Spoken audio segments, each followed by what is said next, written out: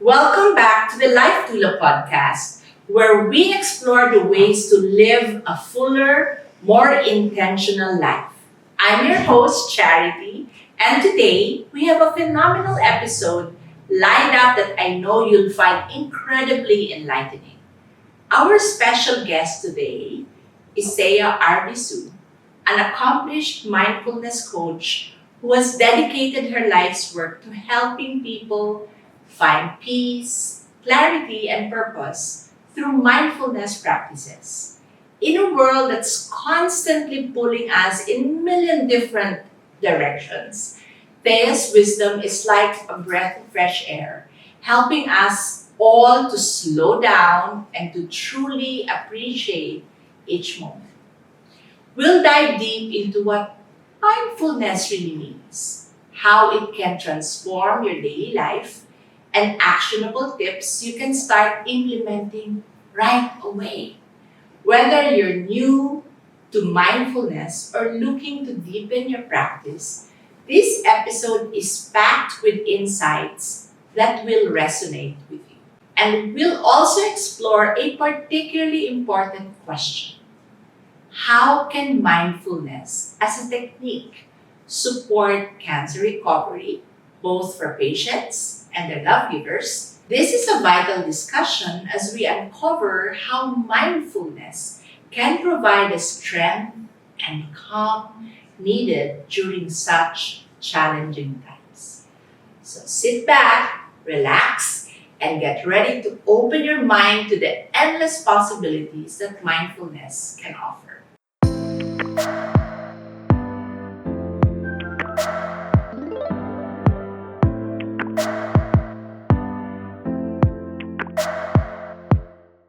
Welcome, Thea, to the Life Doula Podcast. Thank you for having me. I'm really happy to be here. Thea is not at all new to the Life Doula Podcast. She was helping me write the scripts in the beginning, and we would brainstorm about it. And if there's anyone who can capture my thoughts and even speak my language, it's Thea. So we've been working together for quite some time now. I have mentioned mindfulness several times in the introduction.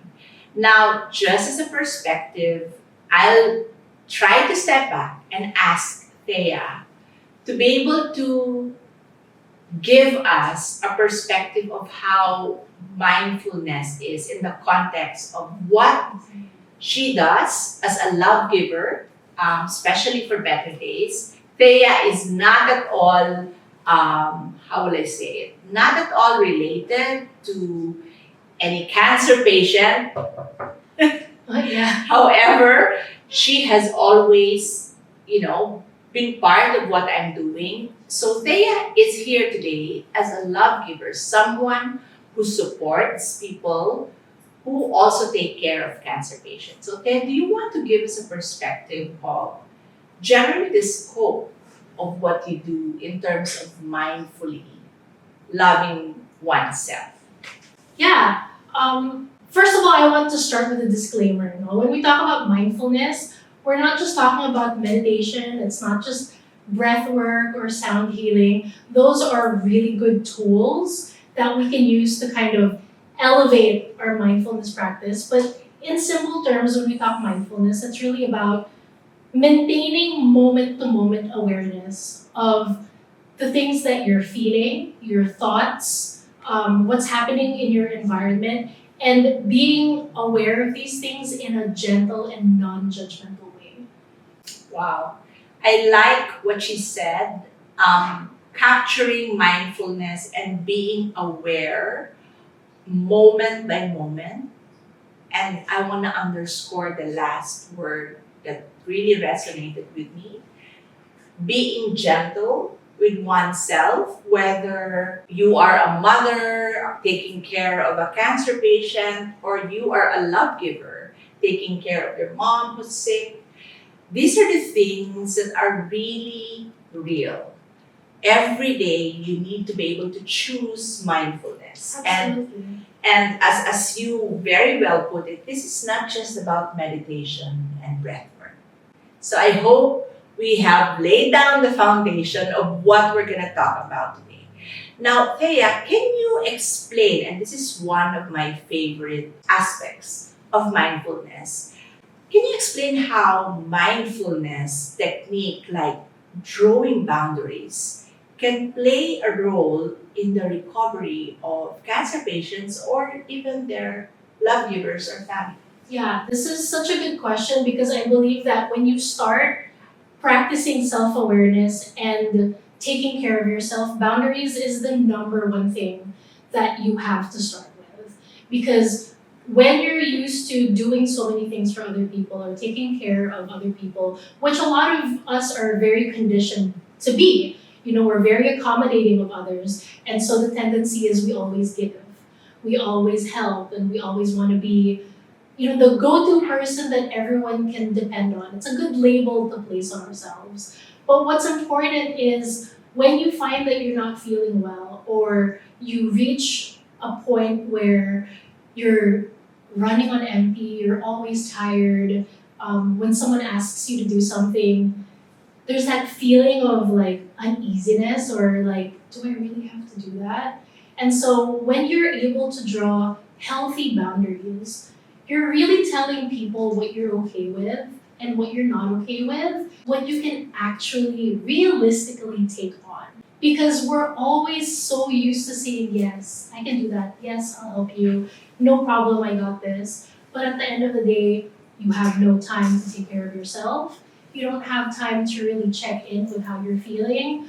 The tendency is to go to bed extremely tired. You don't even know whether you've done anything that you actually enjoyed throughout the day. You don't know if the things that you're doing is something that actually fills you up with love, passion, joy, all of the things that are supposed to be bare necessities as a human being. We neglect that because we're so used to go, go, go.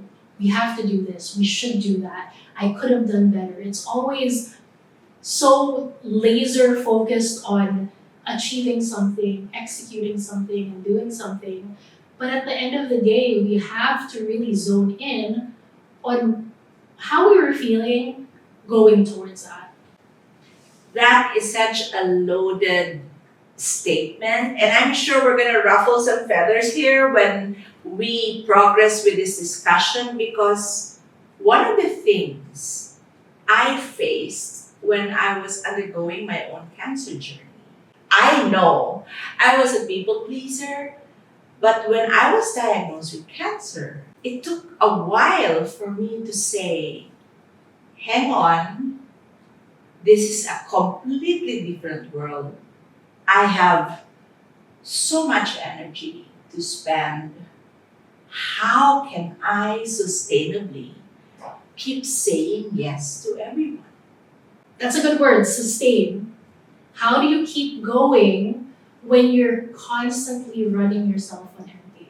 Your output is so much more than the energy that you self-invest back to you. So if you're giving people 100% and you're not leaving any room for yourself, how do you catch up? The term that everybody loves to use, right? Like, make sure that your cup is full. Yeah. So if you're empty, and for you to be able to sustain a healthy relationship with yourself, how do you do that if you don't have anything left to give back to yourself? So true. This is something that we will really put out there, Thea, and I will ask you a very straightforward question. Do you think cancer warriors should really learn how to draw boundaries, especially when they are at the thick of their treatment? Absolutely, 100%, it's non-negotiable. Especially after working with the Better Days community for the past 2 years, knowing you for the last 4 years, and really learning about the cancer journey of all of the different people I've met, it is absolutely something that you cannot sacrifice.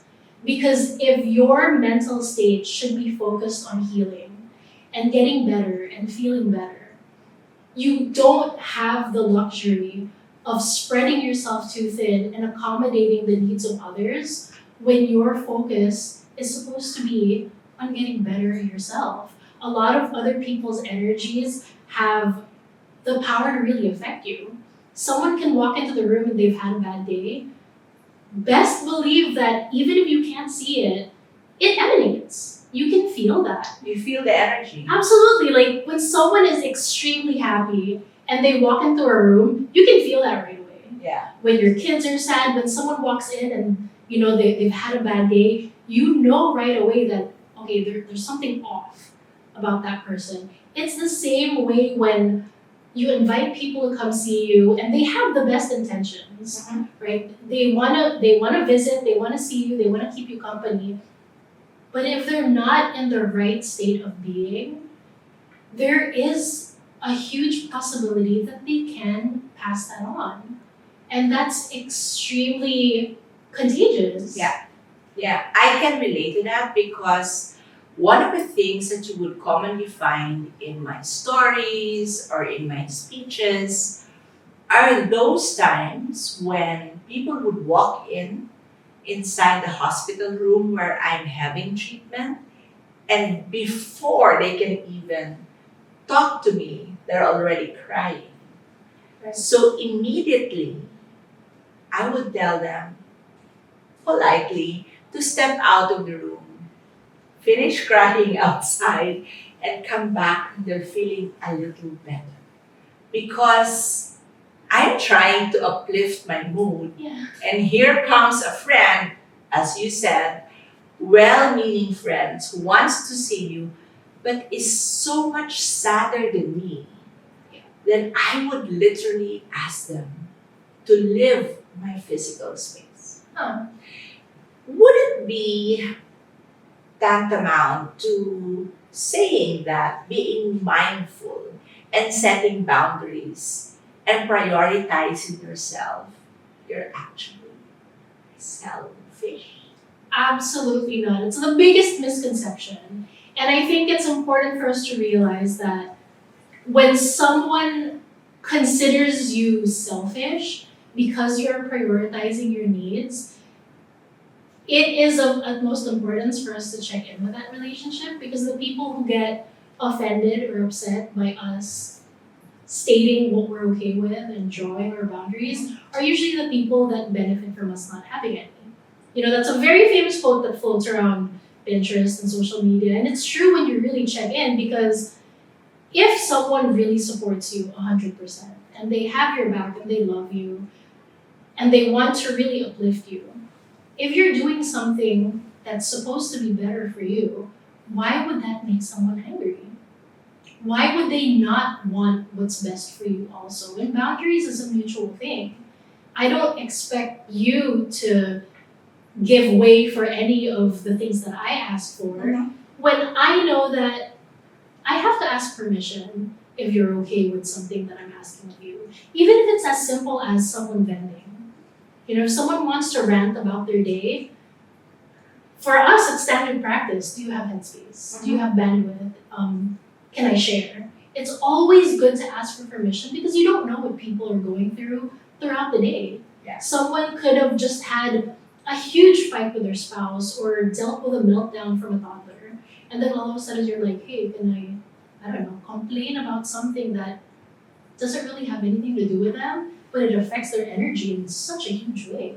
True. A lot of you may think this is quite revolutionary because, as Thea said, this is something that we grew up with. Yeah. We grew up in a world where it's wrong, perceived wrong to say no, perceived wrong to say, I can't go or I can't do this for you. Then let's shift a little bit the perspective and look at it from the love giver's point of view. Are we saying now that love givers can also draw boundaries when, A, if they're part of a family with someone who's sick, can that love giver say, I can only take care of buying medicines, but I cannot take care of you in the hospital? Yeah. I think that it really, you have to dial it back into whether or not you label yourself as a patient, a warrior, a thriver, or a love giver. In simplest terms, we're all human and we all have needs. And your strengths are your strengths, might not be the same as mine. And we all have different levels of what we can tolerate. Like, there are some people that are really squeamish. They don't like watching people, get inserted with IVs, right? And it's a little unfair to say this is your job, you have to tolerate it. Mm-hmm. There are some people that are more than willing to overcome that. And that's great if that's something that they're willing to do. But if, fears are very real and some people don't like seeing their loved ones get hurt. And for a love giver, if they are emotionally distraught and they're constantly running in that state of anxiety, that isn't good for the cancer patient. For the cancer either. warrior. Yeah. I agree. And so families will need to assign roles. Open discussion is absolutely important. If you respect each other's space and energy, you have to start with talking to people about how things are going to change. Nobody likes change. People are very used to the way they do things. So when something as significant as, you're going to be undergoing chemotherapy, you might look differently because you're going to lose your hair. These are things that you, even if it's hard for you and you're ashamed or it's something that you're scared to talk about, it's important for you to gather up that courage because you all have to be on the same page. And as a love giver, I would appreciate if someone told me how they expected to be taken taken care of. care of. Yeah. So that it's very clear. Yeah. I don't have to overshoot the expectations. I don't have to really run myself to the ground to serve you when that's not even what they were asking for. Exactly. Right? So you have to have that discussion with your loved ones because you want to make sure that everyone is clear about their roles and how you're fitting into the puzzle of the newness that's about to happen. Yeah. The change is very uncomfortable, but you can go through that together. Don't feel like this is a burden that you have to isolate yourself from each other and figure out roles like, I'm the cancer patient, so I have to deal with just this. I'm the love giver, I have to figure out. Talk to each other like, it's a family unit. Yeah. Because that's what it is. It's good that you mentioned about filling your cup. And many times I've debunked this and I even said, fill your cup and allow it to overflow. Because when you pour yourself to someone you're taking care of, then you're depleted again. And I want to, again, go back to the point of view of the love giver. A lot of the love givers do not even want to take time while taking a bath, or you can't even haul them out of the house just to, go out with friends and meet with people that's not related to the illness of someone in the family. Yeah, I think we have a really big tendency to kind of isolate ourselves when we're going through something heavy. And I think this is why mindfulness is also important, because when you notice that maybe you're doing things for the sake of having to do something, maybe you're distracting yourself from, something that you don't want to face. Or deal with. Yeah, something you don't want to deal with. Maybe you're angry, maybe you're really sad. Maybe you're afraid and your thoughts start to wander and your self-talk starts to go towards the not so good side. And that's when you kind of have to reel yourself back in and align yourself to what your intentions really are. Because if you're not taking care of yourself, it's most likely that you're going to start going towards things that aren't supportive of you. That's when the dark thoughts come in. That's when you really let go of taking care of yourself, and it doesn't get any better from there. It only gets so much worse. Yes. Right? And we always use the word sustainably take care of your loved one. Anything that you choose to do has to be sustainable. And it's not sustainable if you're not taking care of your own needs. I will play the devil's advocate of a love giver and say, are you saying that my life should go on as I take care of the person that I love, my mom, my sister? Is that what we're trying to tell them? Yes, and if you put yourself in the position of your loved one who is fighting cancer, if you asked them and had that conversation with them, wouldn't you think that if you guys had a really good relationship, that they would want you to be happy? I'm sure that your loved one doesn't want you to feel as if they were a burden or they were an inconvenience. Nobody wants to do that to you.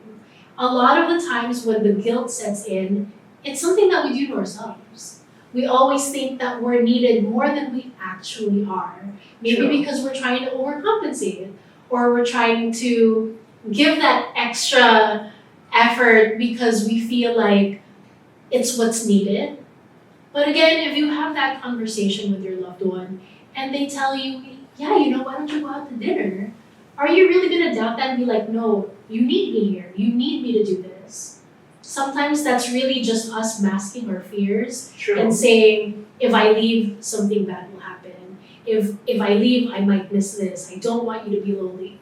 A whole bunch of excuses. And it's only because we're trying to avoid facing any extra amount of guilt. Like if you feel bad for hanging out with your friends or feel bad for doing something that makes you feel happy, True. you gotta ask yourself why. Yeah. And you mentioned a word that a lot of love givers don't want to acknowledge: guilt. Mm-hmm. When they want to do things that they used to do before cancer happened in the family, they just feel so guilty. Mm-hmm. Case in point, my eldest son, when I was diagnosed, was very new in his job. And it was the first time he was ever going to go on a business trip outside the country. And he didn't want to because I was going through my first chemotherapy. Mm-hmm. And I said, no, you have to go. You have to leave. So guilt is always in the space or shame. What will the other family members think? Or what will people think if I continue, I go out with friends, schedules that I've already made prior to the diagnosis of someone in your family? You're ashamed that your life seems to be going on, right? Yeah, and a lot of the cancer patients that I have met in our community, they're very understanding people. Yeah. You talk to them, they're very uplifting, they keep a very positive mindset.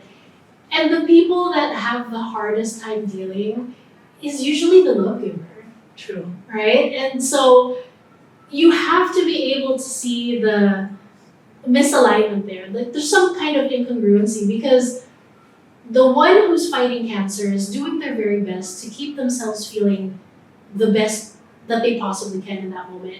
And the love giver is usually very ridden with guilt. If the tables were turned, would that make you feel better? Would you rather you were the one sick? A lot of them would say yes. And it's sad to see that because you could be contributing in such a positive way, but you also have to have the self-awareness. I understand that it's very hard. Keeping yourself on the track of a positive mindset is not easy.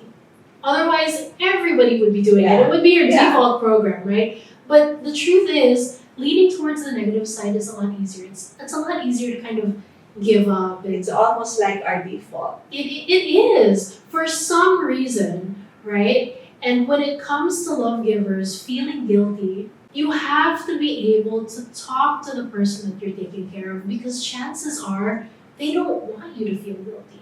They don't want you to feel bad. And they don't want that they feel like they're a burden to Or their that love you're givers. sacrificing everything that you've worked so hard for at their expense. So that's you're kind of like passing on the guilt back and forth. It's like, stop it where it is. And you guys can really work together in feeling the best way you both can at the same time without having to point fingers about, I do all of this, you need me. It doesn't have to be about that. And that's where the self-awareness plays such a big role, because if you can pinpoint where your needs are not being met and you tackle it before it gets bigger, and you're both responsible for how you feel on your own without having to kind of supplement each other's either happiness or guilt, you don't have to depend on other people for that. Happiness is generated within. Yeah. You do that for yourself. A cancer patient is not depending on their love giver to make them happy. And I think love givers also have to understand that. True. That's something that we teach at Better Days, both to the cancer patients and the love givers, that they have to love themselves first. And Thea, give us a perspective why, while it sounds like it's overused, it's almost necessary for someone battling with cancer, a cancer warrior, to continuously love themselves. It's a very, very powerful idea, because when you love yourself, you don't see yourself as someone who is broken, or that there's a void that you're trying to fill. Here at Better Days, we advocate for holistic healing. Holistic meaning it covers physical, emotional, mental, mind, body, soul, right? Yes. When you love yourself, that grows and it spreads outside your body. It's almost like a healing process in itself when you go through the process of learning to love yourself, because you accept yourself for who you are, your situation, the story that you're actually living. And all of that is an energy that affects every cell in your body. That's true. You can tell when someone is drowning in self-loathing. And there's so much about their world that we don't understand, that even if we care about someone and we try to take them out of that space, it's very hard for someone else to do that for you. True. You have to make that decision for yourself, most especially when you're healing. Because That's it true. comes from inside. That's true, because there's just so many things going on in the life of a cancer warrior.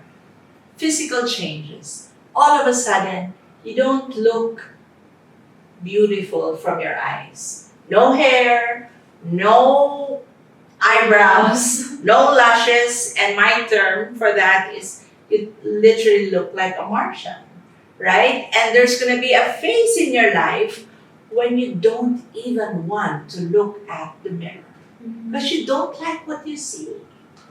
But again, to your point, part of healing is really embracing the current story that you're living. That this is a phase, that I may look like this, but I'm grateful. I'm grateful. So this is what self-love does when you are undergoing your cancer journey. Now, let me throw in another concept which a lot of people, again, might find a little bit revolutionary, and that is always telling yourself as a love giver or a cancer warrior that you are enough, that you are entitled to be healed, that you deserve healing, and that sometimes or oftentimes we do not even believe that we are enough. I had a really good conversation with Lisa Diglia the other day. She's one of our theta healers here at BDWC. And we were talking about a book that she was reading, and they were talking about how the term nobody's perfect is an illusion. Because in essence, everyone is already perfect. And when we strive to be perfect in a sense because we feel like we're not enough or that there's something missing, we're doing ourselves a disservice because we're always saying that we're constantly chasing something. Yeah. Or that we're coming from lack. That was by, I think it was Don Miguel Ruiz was something that she mentioned. And I love that we had to talk about that because the feeling of not enoughness isn't, it's not reserved for people who are sick. Yeah. It's something that majority of the human race deals with. But when you are fighting cancer and you are in a headspace of saying, I'm deteriorating, this is not going to get better, I don't like this, you're fueling the message to your body saying, why are you doing this to me? Yeah. You're failing me. This is not what I asked for. Why is this happening? And all of those thoughts kind of funnel down into, you're imperfect. There's something wrong with you. And when you start going into that headspace, it gets really, really hard. It spirals and it gets really, really hard to pull yourself out. And I love that thing that they said that nobody is perfect is an illusion, because if you come from wholeness, saying that I am perfect as I am, you're not going to spend your time trying to be someone you're not. Exactly. And when you're able to tell yourself that you are enough, that this is a phase, and that this too shall pass, then it's somehow, you're slowly getting out of that hole. And it really brings your whole frequency up. And we both know that when our frequency is very high, that's when healing happens. It generates a different kind of energy. It's the mentality, it's the way you move. Though it's so important for people to understand that when you think of something and you believe it, it causes you to behave in a completely different way. There's a difference between you thinking you're a victim and you're always coming from the space of, I'm helpless, I can't do anything, I can't do anything for myself, as opposed to someone who's saying, I'm a fighter, I can do this. And being mindful of when you can exert effort and when it's okay for you to take a step back and say, I'm a little extra tired today, I think I'll take a break. I'll take a break, I'll try again. I'll try again tomorrow. And I'll try again tomorrow was what I learned from you.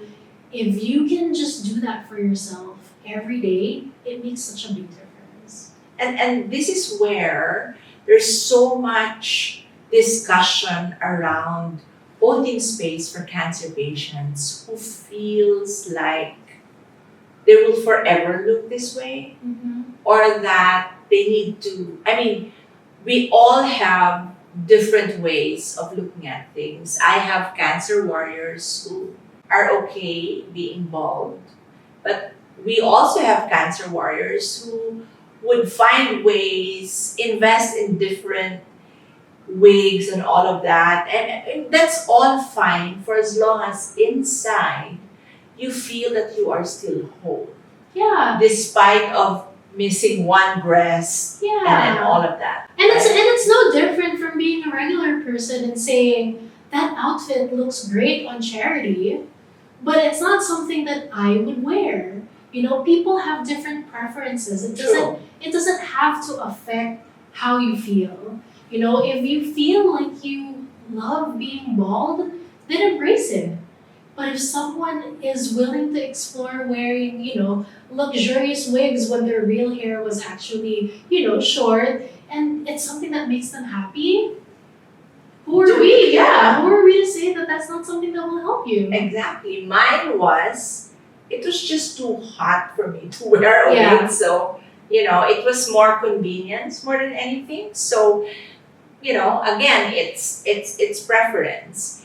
Then let's talk about mindfulness in the context of relationships. We know that there's major shifts happening when someone in the family is diagnosed with cancer. How do you think mindfulness works in terms of relationship dynamics? Relationship dynamics are tough because everybody has a different perception of what they're going through.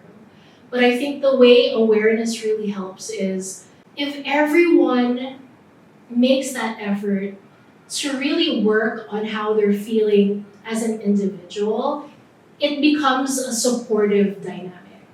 When it comes to relationships, it's so important for you to be considerate, but not over considerate that you're giving too much of yourself. Yeah. And so when it comes to that dynamic, you have to be mindful of when someone is putting up boundaries, nobody gets offended. Yeah. If someone is having a bad day and maybe says something a little out of line, you don't take offense to it.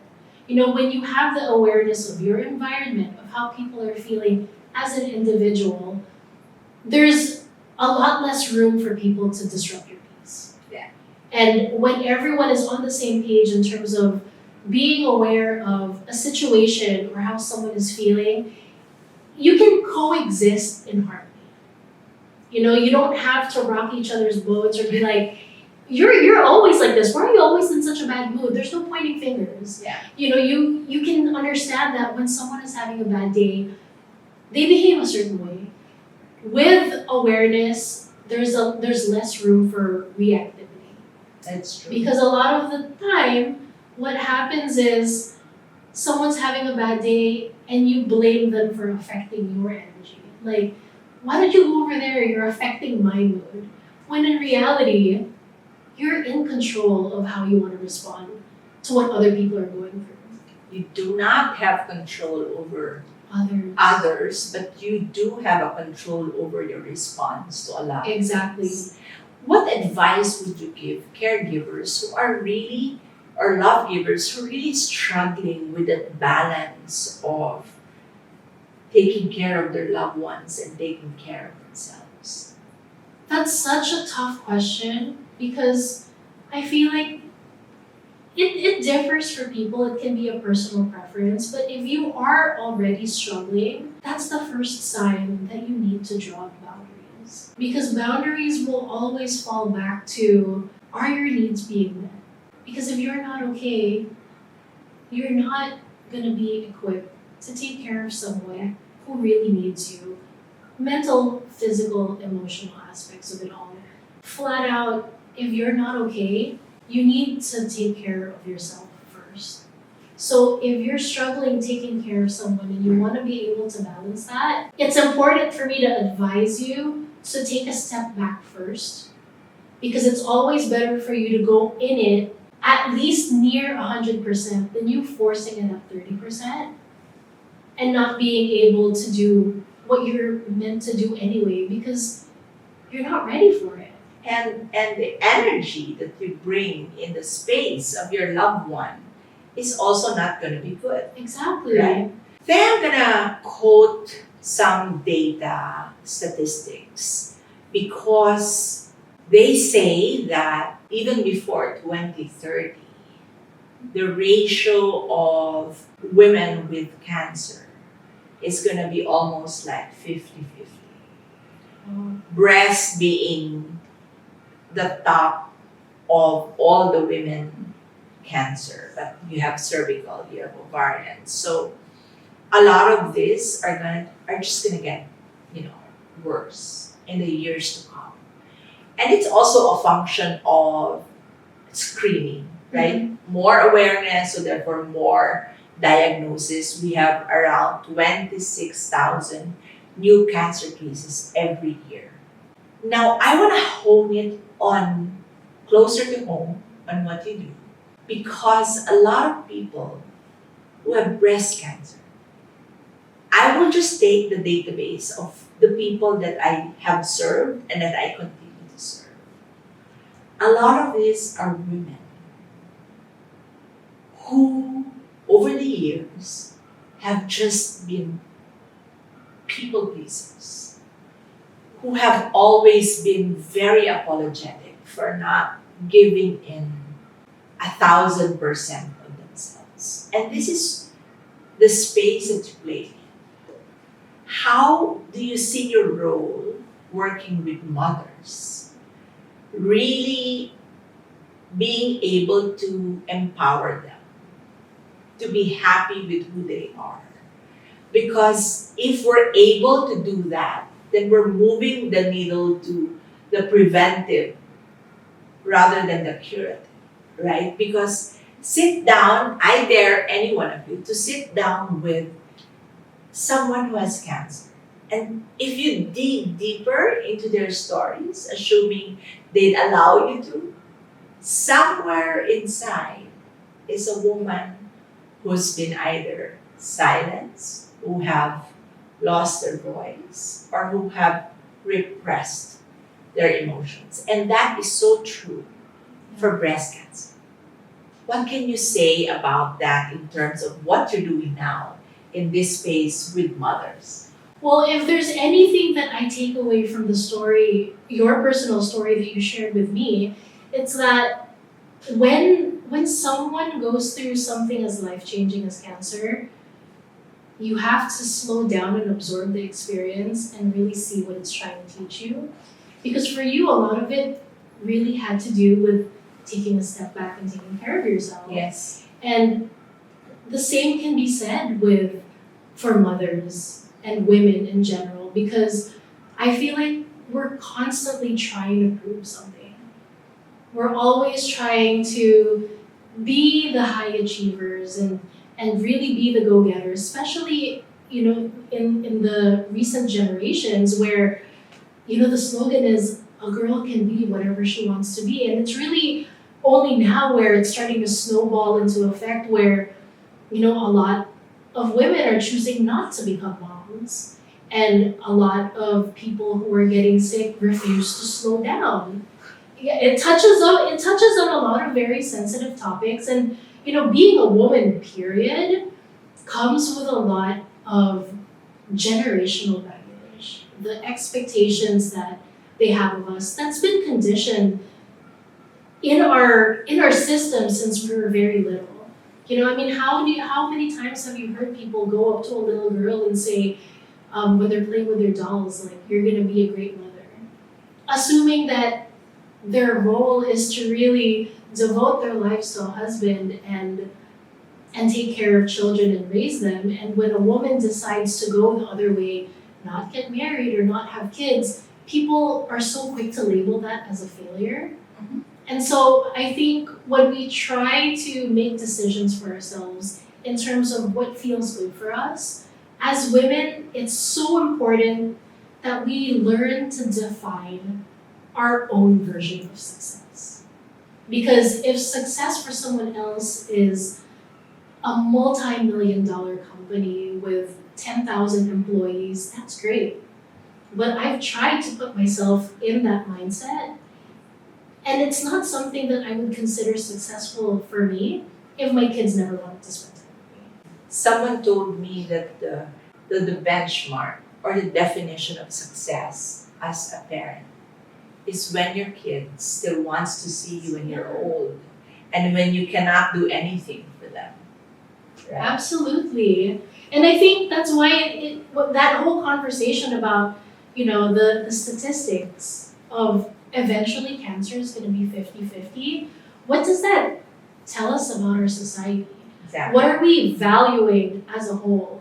People love to wear productivity and burnout as a badge of honor. When someone starts to slow down, they see them as lazy, right? Or if you're not working, you start to feel bad. So I think that's when we kind of have to really look at our values, what really matters to us at the end of the day. And if being a high achiever, working corporate is something that you love to do, by all means go for it. But also check on the things that are making you feel bad. And if the things that are festering in our bodies, whether it's anger, resentment, frustration, all of those things that are growing inside within us is what's causing people to become unhealthy or to get sick. Mhm. That's something that maybe we need to look into as a community, as a society. Like, why are people getting worse? Is it our food? And that's what, mindfulness is really about. Like, you want to be healthy, but you eat Spam like 3 times a week. Oops.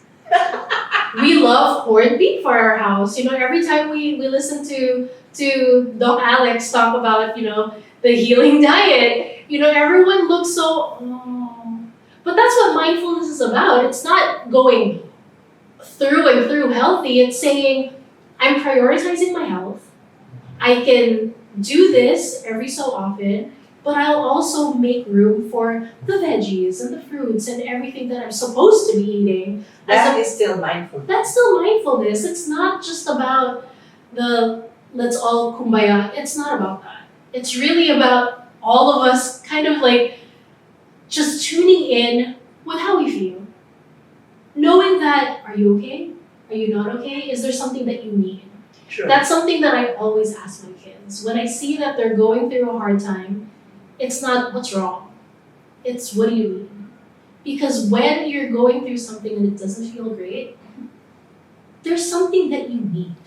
Thea, there's a question you ask your kids that I really love. When you feel like something's off or they're in a bad mood, you ask them a question, right? Can you share with our audience what question that is? When I started diving into my mindfulness practice, I realized that when people are having a hard time, they only need one of two things. It's either they need space or they need love.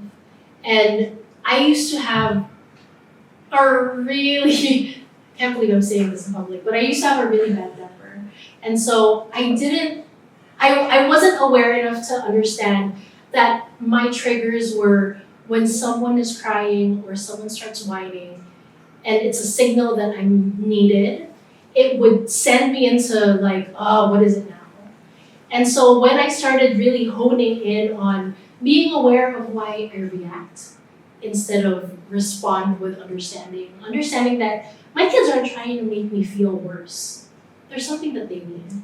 And so that was something that I learned. And before, our disagreements would really stretch out for 2 hours. And it would be like crying for 2 hours and me getting upset, going to the bathroom, trying to calm myself down, coming back out, getting angry. And so when I learned to be able to tune in and not take that out on my kids, and I started asking them, if I immediately saw that something was wrong, and I would get down to their level and say, do you need love or do you need space? It shortened the process by at least more than half, at least 75%.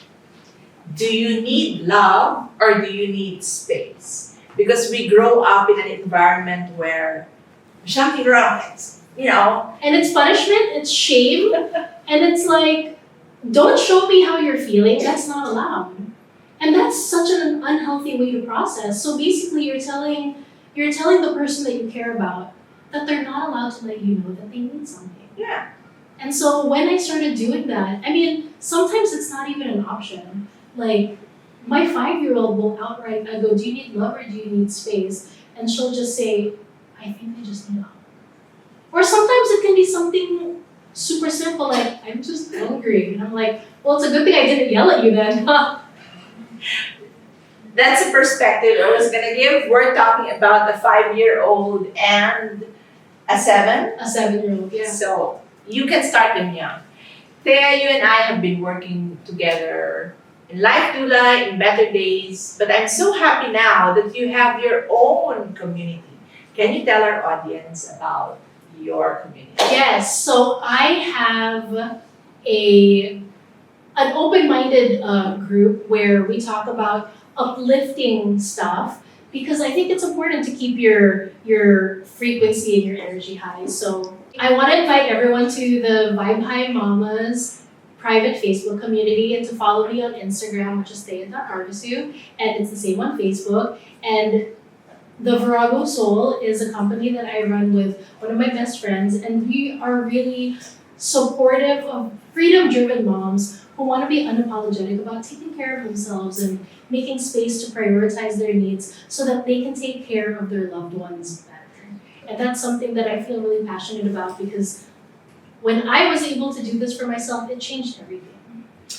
Everything. And this is really relevant to our cancer community because, again, we want to be able to move the needle from curative to preventive. So communities like this who teaches women to be able to express themselves, to be able to tell them and assure them that it's okay, you have your moods.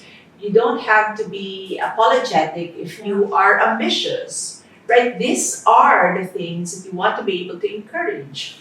So women can be more mindful of what they need.